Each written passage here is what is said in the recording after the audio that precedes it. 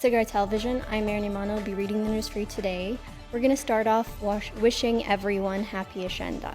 Tigray External Affairs issued a statement earlier today denouncing allegations by The Guardian in its recent article published by Lucy Casa. The statement called allegations that say that the government of Tigray systematically blocks and confiscates remittance needed by millions of people, baseless and thinly evidenced. The office also said the Ethiopian government is mainly responsible for the humanitarian catastrophe in Tigray. Abid Zagabu has the details. Earlier today, Tigray External Affairs Office issued a statement in response to The Guardian's recent article published by Lucy Casa. The statement called allegations that the government of Tigray systematically blocks and confiscates remittance needed by millions of people, baseless and thinly evidenced. The statement also said the implication made by the article that remittance facilitated by the smugglers would improve the man-made humanitarian catastrophe in Tigray showed the unwillingness to understand the deliberate nature of the ongoing siege on Tigray. The office added the allegation against the government of Tigray despite the continued suspension of vital services such as banking, telecommunication, and electricity by Ethiopian government did not hold water. The office also said the allegation that the government of Tigray is withholding humanitarian operations is far from the reality in the ground, saying the near total ban of fuel by Ethiopian government and limited operational cash for aid agencies forced a severe cut in humanitarian operations. The statement finally stated that the government of Tigray strongly believes that the only way independent reporters and other institutions can have an accurate picture of the destruction in Tigray is through unlimited access to the state. It is to be recalled that The Guardian Lucy Casa had published an article on August 19 accusing authorities in Tigray of blocking and confiscating remittance needed by millions of people and withholding humanitarian supplies in warehouses in Magala.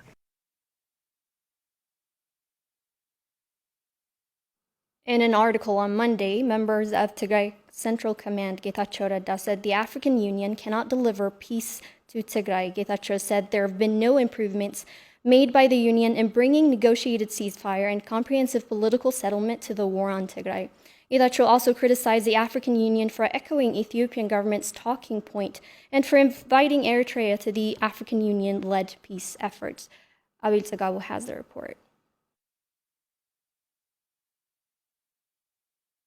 In his article on Monday, member of Tigray Central Command Getachew Reda said the African Union cannot deliver peace to Tigray. Getachew said despite AU's claims for diplomatic advancements, a peaceful settlement to the conflict remains far from being achieved, even after a year into Obasanjo's appointment as a delegate. Getachew criticized AU's recommendation of including Eritrea in the negotiation process, saying inviting a leader who has a well-established record of destabilizing the region would be making the effort dead on arrival. Getachew also blamed AU for agreeing with the Ethiopian government's talking points of negotiating without preconditions, stating that the government of Tigray is being asked, while fundamental rights of the people of Tigray continue to be violated with all basic services suspended. Getachew said AU and other concerned bodies that consider the precondition from Tigray as problematic are complicating the process, and noted that any dialogue held while Abiy Ahmed's government causes the suffering of millions in Tigray is anything but negotiation. Getachew finally stated that AU should call on the immediate restoration of basic services and withdrawal of all forces from conditionally recognized Tigrayan territories and guarantee unfettered humanitarian access into Tigray for the negotiation to be successful.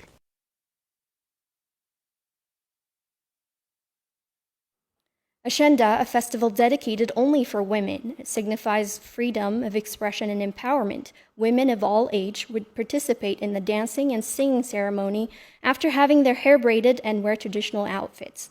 The concerted efforts to register Ashenda in the UNESCO as a World Heritage would be hampered as the war broke out on November of 2020 that has caused millions to suffer.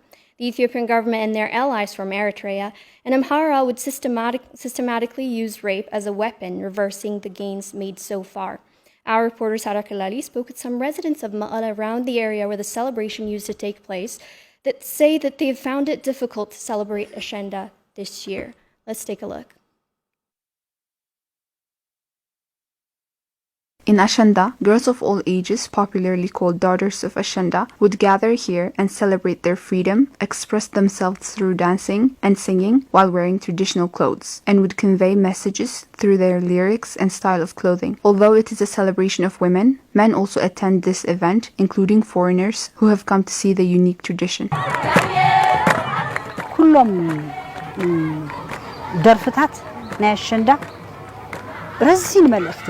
بزين ملأخت اللون تمزو وزحو ناي صوتا ملأختي زلون صوتا مسرت جيرومي أنا كتصاوتي سب زبالي بلي كتصاوتي أنا كتصاوتي سب زبالي بلي حز تحبرت السب قال قول باب شفني لا تحتي لا كاب جزا خي وصت تودي أبدا قلنا تجاوت نساقن أب جزا ندا سرحت سوي زعمل حز قنا وش نداقن سب زبالي بل أنا قن كتصاوتي بقى أنا نصاية أنا معرقية سلازي كتصاوتي This is Romanat Square, and every year women gather here to celebrate Ashanda, starting from August 22. For 3 consecutive days, Romanat Square would be crowded with festival goers. However, this year, we found the square abandoned and no daughters of Ashanda in sight, as many women in Tigray are subjected to sexual violence and dozens more continue to find surviving very difficult. We spoke to some residents of Maqala that say they have found it impossible to celebrate Ashanda like previous years as the siege continues to intensify. As you know, genocide has been declared on the people of Tigray and currently we're under siege. So how can we celebrate Ashanda? Our people are dying every day due to starvation and lack of medication. Everything is closed. So how can you celebrate at a time like this? We have to maintain our tradition. But as Tigrayans, we are in a very difficult time. Therefore, we couldn't celebrate it. The residents tell us that celebrations were festive before the war. However, the ongoing siege has made it difficult for women to celebrate Ashanda.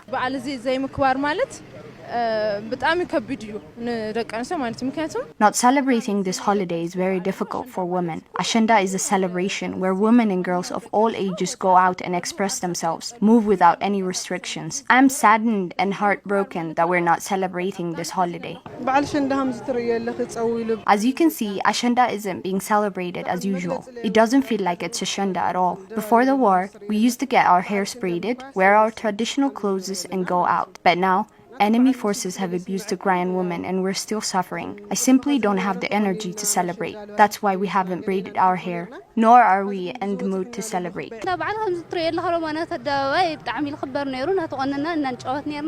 Ashanda used to be celebrated well in Romanat Square. We would get our hair braided, sing, and dance here. We're not able to do these things anymore because of the war. Tigrayan women are in a miserable condition. In the past, it used to be so much fun. A lot of people used to gather here, and girls had freedom to go out, sing, and dance. Women and girls in Tigray have been targets of weaponized sexual violence following the invasion of Tigray by the Allied forces. Farhana, an IDP from Humara, tells us Tigrayans across the world should celebrate this holiday by encouraging and giving hope to the survivors of sexual violence. We should celebrate this holiday by encouraging women that survived sexual violence. Residents of Maqala, the diaspora community, as well as the international community should work in bringing hope to these women. Ashanda, a festival to empower women and celebrate women's rights, has not been celebrated in Tigray for 2 consecutive years, as many daughters of Ashanda continue to suffer from sexual violence-related physical pain and trauma due to lack of medical assistance, as well as due to hunger as the siege continues to intensify. In 2 days-long training and review organized by Tigray Bureau of Health and its partners, the office revealed that more than 171 billion birr worth of damage has been directly inflicted on the health system in Tigray.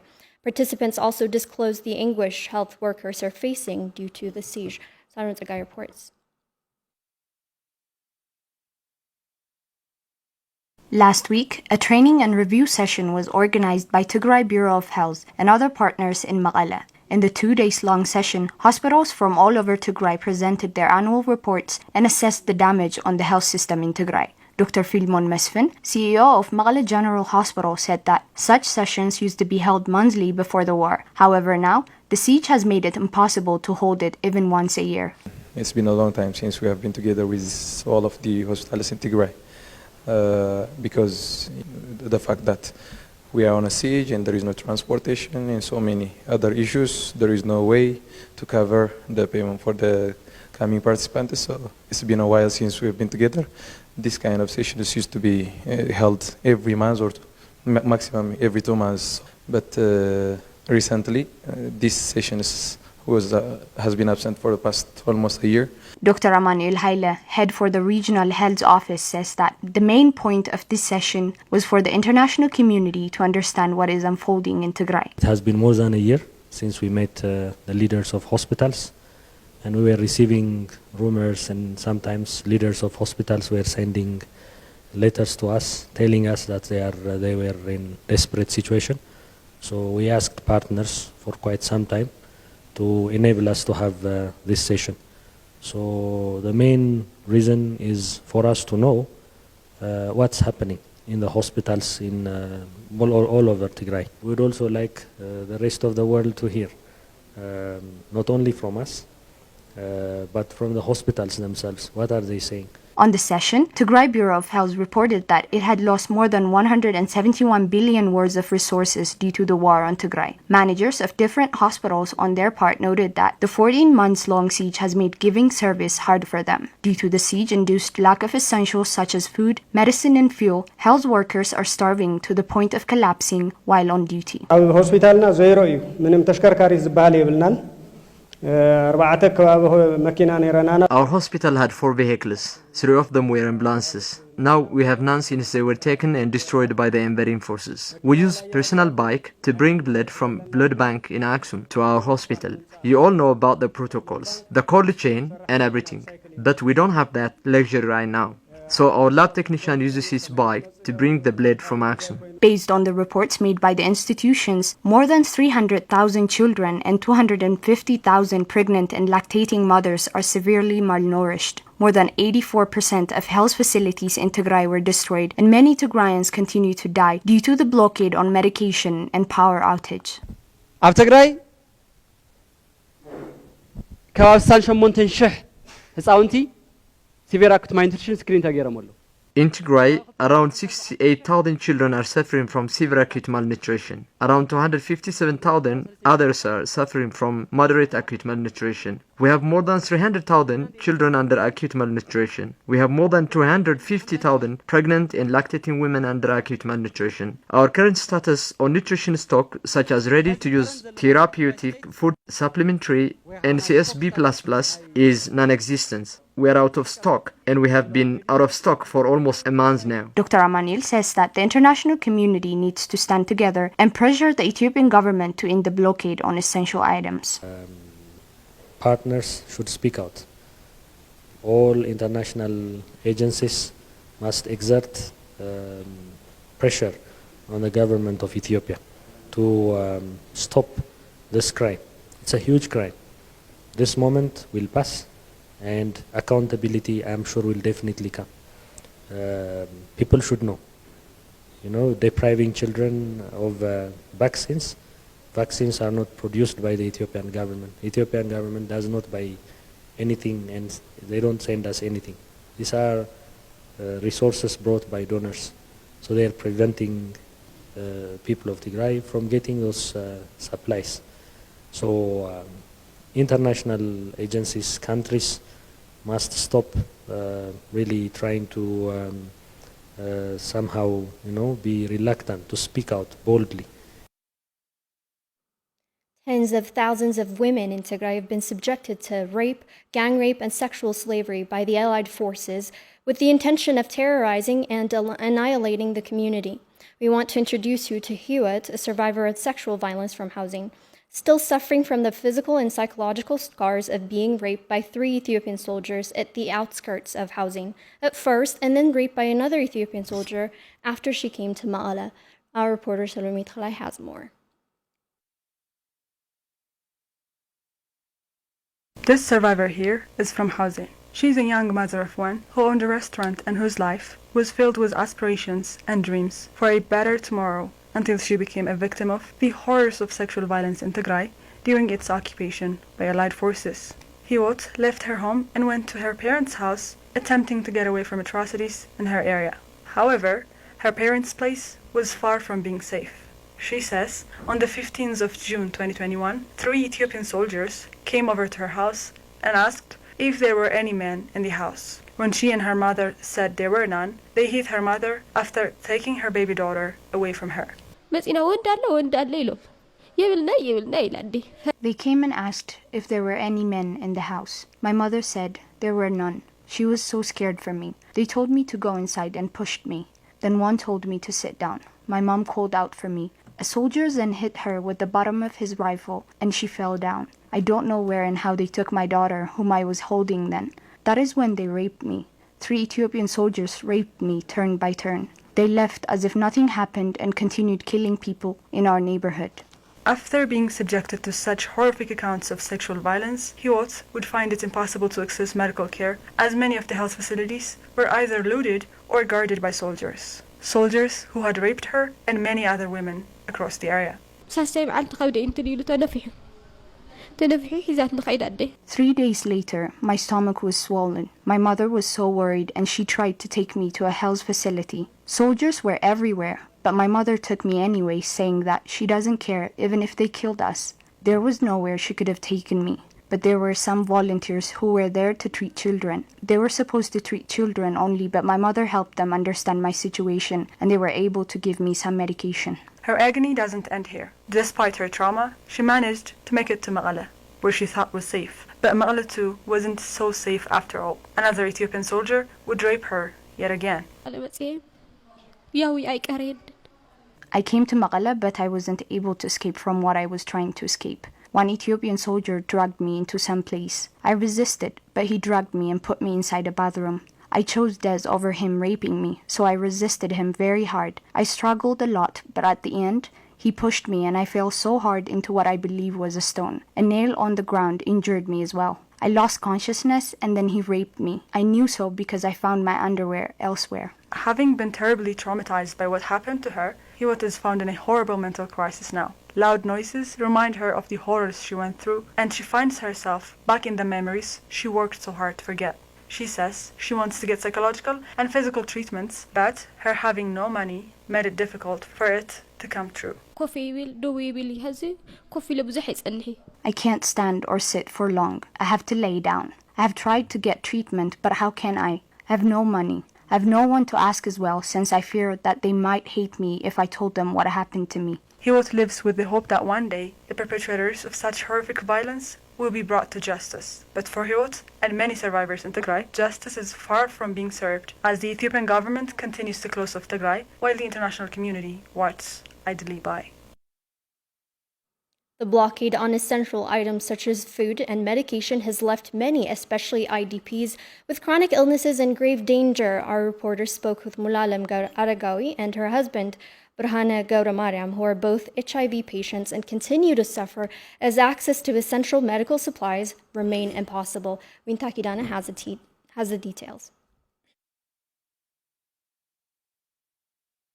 This is Mulala Maragawi, an HIV-positive mother. She was a resident of Satit Humera, Western Tigray, until she was forcibly displaced by Amhara forces, along with her husband, Brhana Gauramariam, and their 8-year-old daughter. Mulalam and her family are currently sheltered in Lakatit Tigray Celeste IDP camp in Maqala. She says she and her husband, Brhana Gauramariam, have been HIV-positive for the past 10 years and were taking antiretroviral therapy ever since. However, they haven't been able to take their medication as the ongoing siege causes the depletion of medical supplies in Tigray. I was forced to leave my home all of a sudden, and I couldn't bring my regular medication.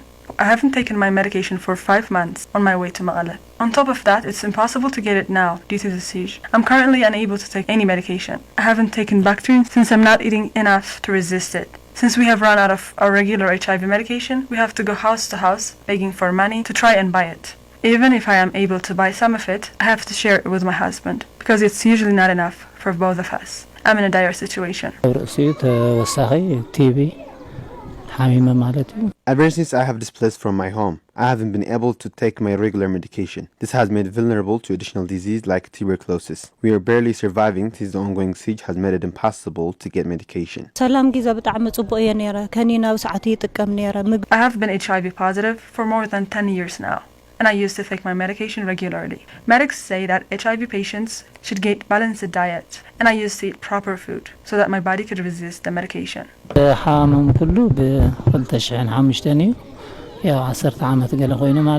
have been HIV positive since 2012, and I was able to live like a normal person because I have had access to medication, food, and anything else I needed. Mulalem is 7 months pregnant now. She says she fears for her baby as she finds it impossible to get the medication and food she needs for her baby to be born healthy. She also says that her 8-year-old daughter is finding it difficult to survive as getting her food continues to be difficult. I am 7 months pregnant. There is just too much problem on my shoulder now because I worry for my baby in addition to myself. On the top of my medical situation, we have nothing to eat. The siege is making our lives harder day by day. My condition has further deteriorated because I stopped taking my medication. I have had a major weight loss which made my body very weak. My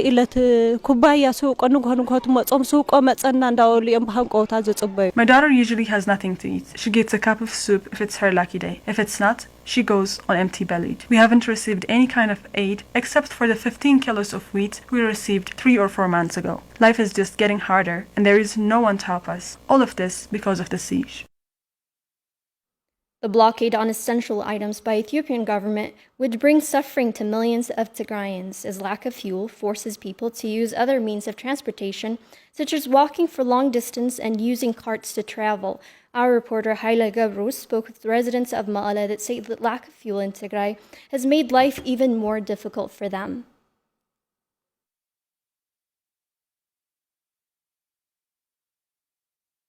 The blockade on essential items in banking services such as fuel, telecommunication and banking has had a devastating impact on the living condition of ordinary Tigrayans across the state. Lack of fuel has meant that millions in Tigray remain unable to access transportation. Residents of Maqala say that lack of fuel has forced them to use unsafe methods of transportation. We were traveling by cart because there is no fuel supply in the region. It's unsafe to travel. We have no option at all. Taxi service is not available because of the siege imposed on Tigray. Even these cars are unaffordable. Lack of fuel has brought the transportation problem. Since there are no regular transportation services, we use carts instead of traveling on foot for long hours. This type of transportation service is not safe and is not preferable. We have no guarantee for our journey. We are in a difficult situation. We can't meet our loved ones who are living apart from us because of the siege. It's been a year now since we have stopped working due to lack of fuel in the region. Many people are traveling in long journey in the city on foot. Patients are also unable to reach hospitals in time. They are dying due to lack of transportation. Manager of Hiddasi Transport Services, Tamrat Yosef, on his part said that his company used it to provide transportation services from Maqala to different parts of Tigray as well as Ethiopia before the war broke out. However, now the buses are at a standstill due to lack of fuel. We used to serve the people at a reasonable transport cost before the conflict. However, following the blockade on Tigray, the people are being subjected to different socio-economic crises. We are not providing transportation services as usual because the entry of fuel into Tigray has been hampered.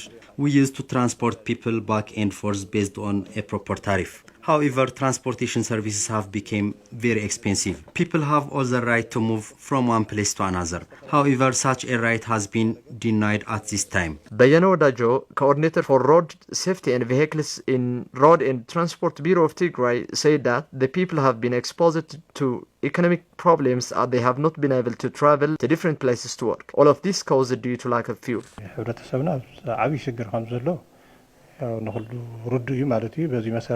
It is clear that our people are in dire situation due to the blockade. The transportation sector is blood vessel for any country. However, the society in Tigray couldn't move from a certain place to another due to lack of fuel. The cost of taxi services has been tripled. Therefore, people are forced to use carts for transportation. You cannot get a regular transportation service at a bus station because we have run out of fuel 13 months ago. Our buses are standing here. 3 to 4 million people use transportation services yearly to travel within Tigray. However, now few people are able to travel from one place to another due to the siege. Bayana called on the international community to take decisive action to end the siege imposed on Tigray.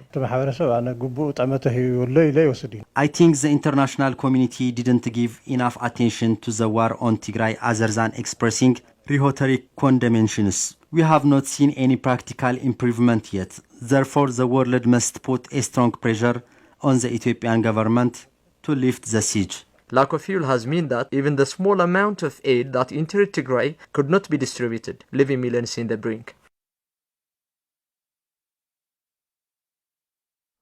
That concludes our news for the hour. Thank you for tuning in.